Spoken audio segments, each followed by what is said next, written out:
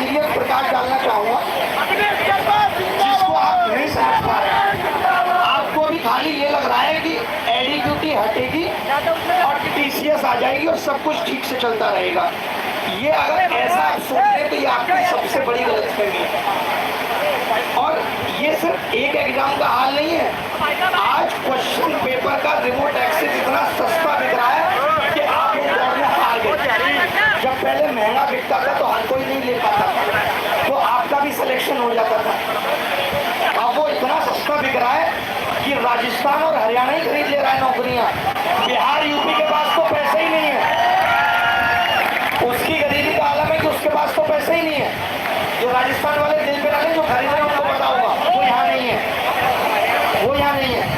तो बात इतनी सी है कि जिस एडुकेटी की हम बात कर रहे हैं, जिस इंफ्रास्ट्रक्चर की आप बात कर रहे हो, आपकी ये डिमांड है सरकार से कि इंफ्रास्ट्रक्चर सुधार दो। इंफ्रास्ट्रक्चर कोई एक वर्ड नहीं है।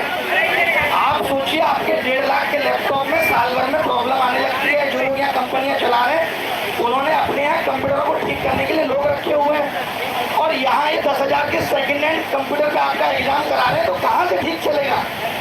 और आप कह रहे हो कि इंफ्रास्ट्रक्चर ठीक कर दो। उसको ठीक करने के लिए ये मान लो कि 1 लाख नए सिस्टम चाहिए 1.5 लाख रुपए के, यानी सरकार को 10,000 करोड़ रुपए खर्च करने पड़ेंगे अगर वो एग्जाम सिस्टम को ठीक करना चाहते हैं। मगर सरकार के एजेंडा में ये है ही नहीं। उनको तो ये सरकारी नौकरी एकदम खत्म करनी है। वो कहते हैं हमें group B, group C, group D को नौकरी देनी नहीं है। उनको जो हाथ से वो भारत को देख रहे हैं जिस नजरिए से, वो अगर हमारी नजर से देखें तो उनको समझ में आए कि जो बच्चा 12वीं पास ग्रेजुएट हो के बैठा उसके पास करने को क्या है। आज अगर आपके लिए नौकरियां क्रिएट नहीं हो रही उसके लिए जिम्मेदार कौन है। आपको 10th में कुछ नहीं सिखाया गया, आपको 12th में कुछ नहीं सिखाया गया, आपको ग्रेजुएशन में कोई स्किल नहीं दी गई, कोई इनोवेशन। अब आपसे कह रहे आपके पास कुछ है ही नहीं और सरकारी नौकरी हम आपको देंगे नहीं। अब आप रोड पे घूमते रहिए और बार बार इनको जिता के भेजते रहिए। एक सरकार को हम लोगों ने 12 साल दिए, भरोसा दिया कि सबका साथ सबका विकास करेंगे।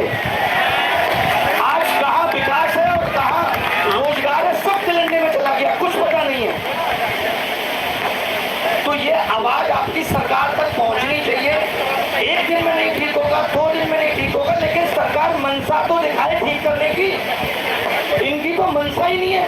यूपीएसआई का फॉर्म आया, उसमें केवल फॉर्म फीस के अलावा कोई डिटेल नहीं है।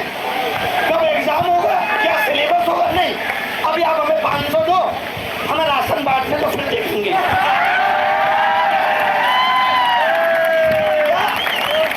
क्या सरकारें आयोग से जो युवा इनसे नौकरी की तलाश में आया था उसको इन्होंने कारोबार बना दिया है।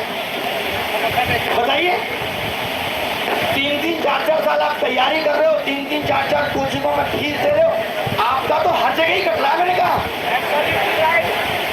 अगर नौकरी ठीक तरीके से दी जाती जैसे पहले भी दी जाती तो इतनी आवाजें नहीं उठती। आज इतने लोगों को रामलीला मैदान में आके बैठना नहीं पड़ता।